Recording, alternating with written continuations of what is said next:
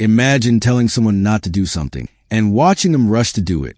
It's like handing a child a toy and saying, "Don't touch it," only to see their hands grab it in seconds. But here's the twist. This doesn't just work on kids. It works on adults. It works on strangers. It even works on people who think they can't be manipulated. In politics, in relationships, in marketing, reverse psychology is a silent puppet master pulling invisible strings. You think you're making a free choice, but the idea was planted in your mind all along. It's the reason some advertisers tell you, "Don't buy this unless you're truly ready," and sales skyrocket. It's why some people push you away, knowing it will only make you chase them harder.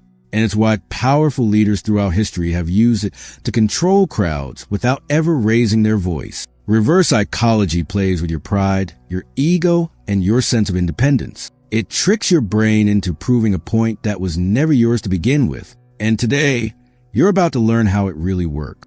You've probably seen it happen in your own life without even realizing it. Maybe a friend told you, "You'd never understand this movie," and suddenly you had to watch it.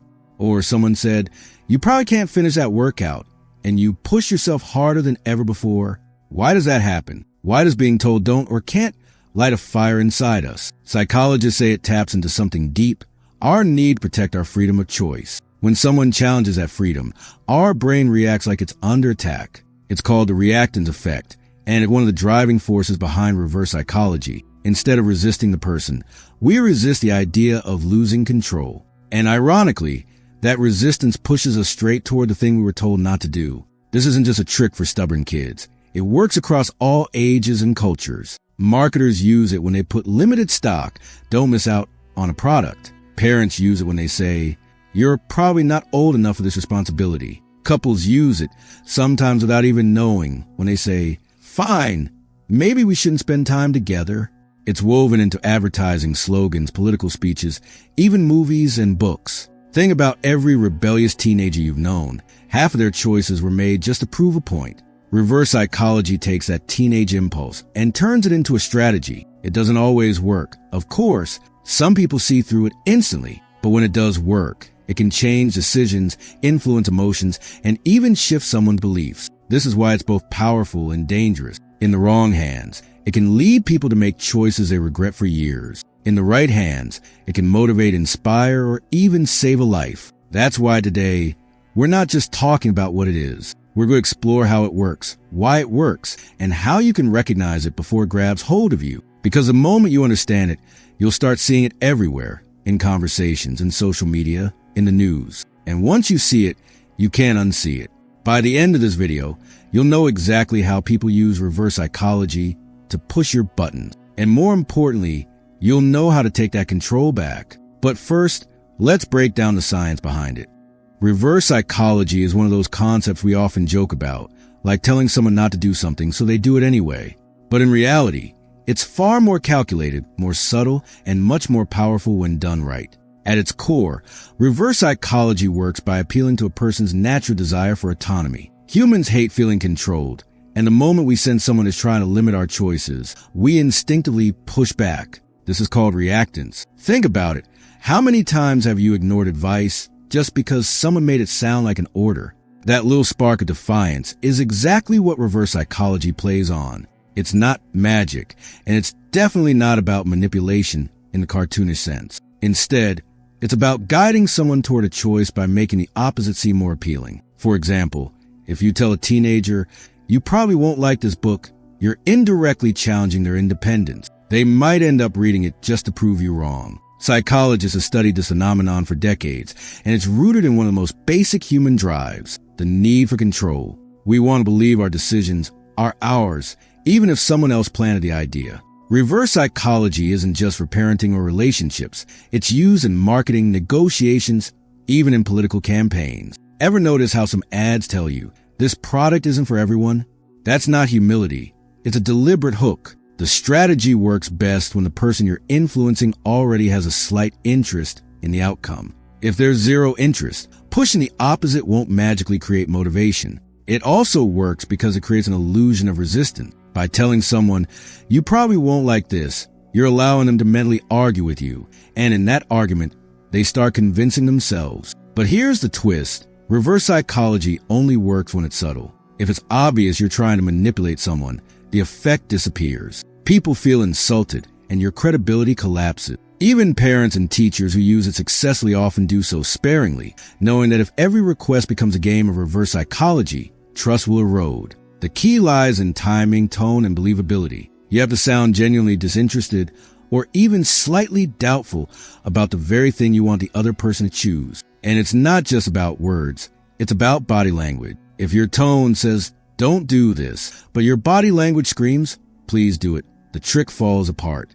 That's why skilled communicators, whether they're leaders, marketers, or even friends, blend reverse psychology with genuine rapport. They build trust first, then drop the subtle challenge. In essence, reverse psychology is a psychological nudge disguised as skepticism. It makes the target feel like they're reclaiming control, when in reality, you've gently guided them toward your goal. But before you start using it everywhere, it's worth knowing that it's a double-edged sword. Done wrong, it can create resentment. Done right, it can inspire action in ways direct persuasion can't. It thrives in situations where direct confrontation would cause resistance. Instead of pushing head-on, you step back, creating a vacuum that pulls the person toward the choice you wanted all along. And here's the fascinating part. Sometimes, reverse psychology can even work on yourself. Setting a mental challenge, like, "I bet I can't go a week without sugar," can spark the motivation you lacked. From sales tactics to relationship dynamics, from childhood dares to global marketing campaigns, reverse psychology is everywhere, hidden in plain sight. Now that you understand its psychological foundation, we can dive deeper into how it's applied in everyday life and the surprisingly simple tweaks that can make it almost irresistible. Reverse psychology operates on a fascinating paradox: the human tendency to rebel when they feel their freedom is being restricted. It's rooted in something psychologists call reactance theory, which says people have an innate drive to protect their autonomy. When someone feels their choice is being limited, they push back, even if pushing back means doing exactly what they were initially resisting. Think of it like telling a child, "Don't touch that toy," and suddenly that toy becomes the most interesting thing in the world. But here's where it gets intriguing. Reverse psychology doesn't only work on children. Adults, too, are wired to resist control, though it often happens in subtler, more complex ways. Marketers know this and use it to craft advertisements that seem to challenge rather than invite. For example, a poster might read, "This drink isn't for everyone, only for those bold enough to try." That phrasing plants a seed in your mind. Are you bold enough? Well, now you have to prove it. It's the same reason limited edition products sell out so quickly. When you're told, "Only 50 left," your brain perceives scarcity and restriction, sparking the urge to take action. But reverse psychology goes deeper than just scarcity marketing. It can manipulate how we see ourselves, our identity. Imagine telling someone, "You probably can't handle this workout program.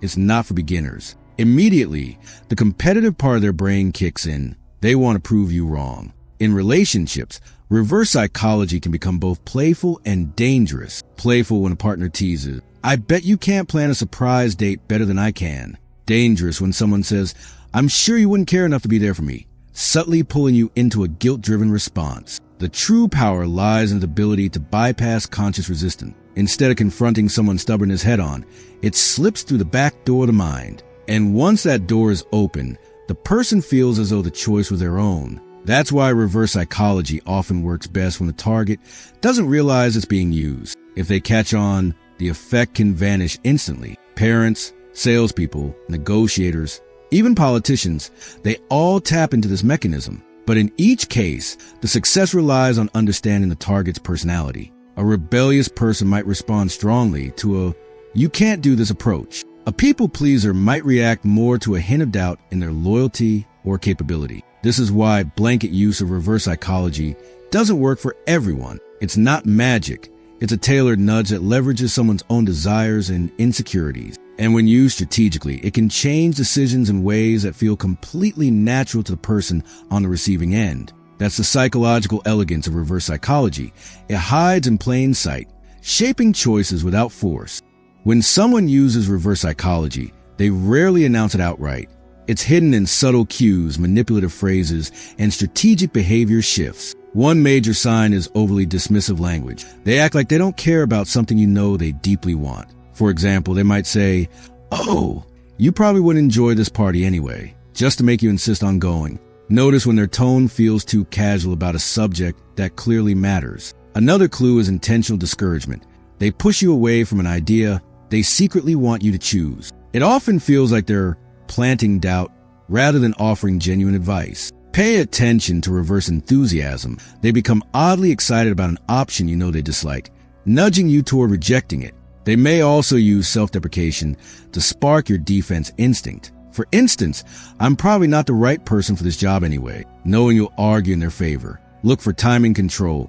They choose moments when you're emotionally reactive to drop their reverse suggestion. They often hide it inside jokes or sarcasm, so you can't directly call them out. Body language should be a giveaway. Forced smiles, exaggerated shrugs, or eyes darting away when they downplay something. Some will withdraw from persuasion entirely, making you feel like you must convince them. They may overplay indifference, acting as if your choice doesn't affect them, while watching you closely. Another sign, they avoid direct commands and instead make comments that steer you emotionally. They sometimes flip positions mid-discussion to make you defend the opposite. Their true goal, observe if they suddenly become agreeable to something they were against. This is often bait. Reverse psychology thrives on triggering your inner rebel. They intentionally set up a "you can't have it" vibe, knowing you'll want it more. Sometimes they'll pretend to misunderstand you, making you clarify your stance even more firmly in their favor. Be aware of phrases like, "I don't think you could handle that," or "you wouldn't like it anyway." They are designed to provoke challenge. Reverse psychology can also appear in parenting styles, telling kids not to do something so they'll do it. Or in sales, a seller might say, "This might not be for you," making you want to prove it is. Look for patterns over time. Once might be coincidence, but repeated tactics mean intent. Be mindful of how you emotionally react around this person. Do you feel pushed to prove them wrong? Do you find yourself defending something you weren't that passionate about before they spoke? That's a sign you're being nudged. Lastly, trust your gut. If you sense a conversation feels like a setup, it probably is. Spotting these signs is a first step in protecting yourself from subtle manipulation, because the power of reverse psychology isn't in the words alone, it's in the mind game behind them.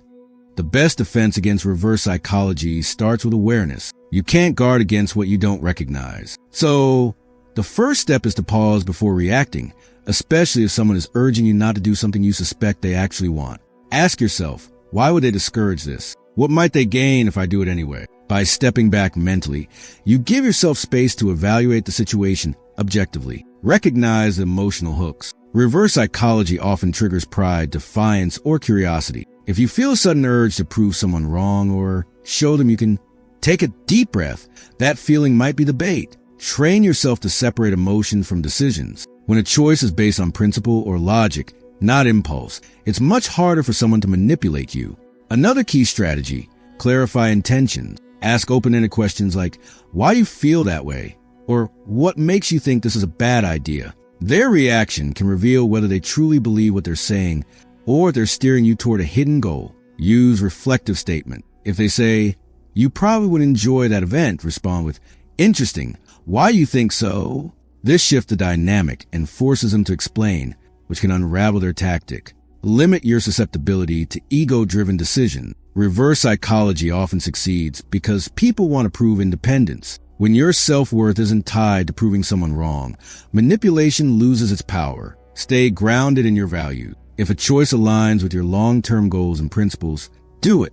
If it doesn't, walk away, even if someone is nudging you in that direction through a reverse tactic. Avoid knee-jerk reaction. Reverse psychology feeds on quick responses. By delaying your answer, whether by minutes or days, you reduce emotional pressure.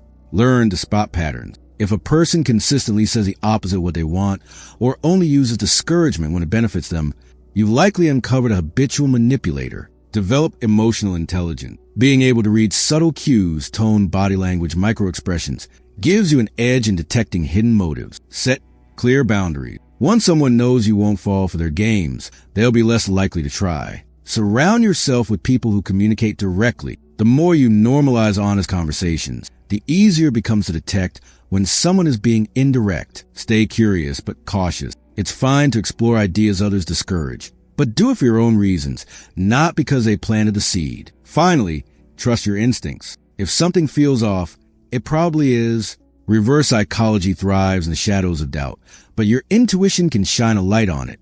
And here's the real twist. Reverse psychology isn't just a clever trick. It's a mirror reflecting how our own minds resist control. Sometimes we reject what's offered simply to prove we're independent. And sometimes that independence is exactly what someone wants us to choose. The moment you understand this, you stop being an easy target. You start seeing the strings before they pull you. You recognize the suggestion behind the suggestion. So the next time someone says don't do it, ask yourself, do they truly mean it? Or are they nudging you toward it without ever admitting it? Awareness is your greatest shield. It transforms manipulation into a harmless attempt. And remember, knowledge doesn't just protect you, it empowers you. If you found today's breakdown eye-opening, share it with someone you care about. Because the more we understand how our minds are influenced, the harder we are to control. Stay sharp, stay curious, and I'll see you in the next deep dive into the human mind.